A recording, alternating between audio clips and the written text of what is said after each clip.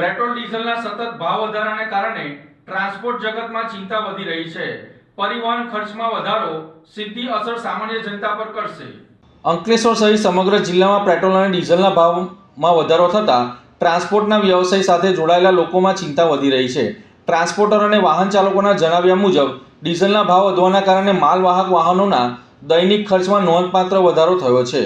Transporter વ્યવસાયકારોનું કહેવું છે કે જો આગામી દિવસોમાં પણ ભાવ વધારો ચાલુ રહેશે તો પરિવહન વ્યવસાય ચલાવવો મુશ્કેલ બની શકે છે। ઈંધણના વધેલા ખર્ચનો બોજો હવે માલ ભાડા પર મૂકવાની ફરજ પડશે, જેના કારણે બજારમાં જીવન જરૂરી ચીજ વસ્તુઓના ભાવમાં પણ વધારો થવાની શક્યતા છે। શાકભાજી, અનાજ, દૂધ, ફળો સહિત રોજિંદા ઉપયોગની વસ્તુઓના પરિવહન ખર્ચમાં વધારો થતાં સામાન્ય ગ્રાહકોને મોંઘવારીનો વધુ સામનો કરવો પડી શકે છે।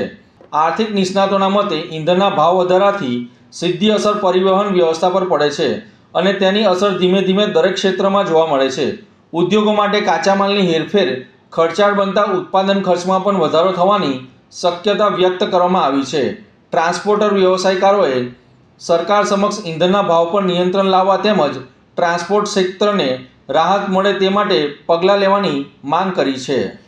એમાં અસર તો એવી ને કે જો ટ્રાન્સપોર્ટના બિઝનેસ પર અમને જે ટ્રાન્સપોર્ટવાળાની ગાડીઓ ચાલે ને એ લોકોને ટોટલ લોસ છે। કંપનીઓ ભાડા વધારો આપ્યો નથી, કારણ કે શું છે કે 5 રૂપિયાનો વધારો આવી ગયો।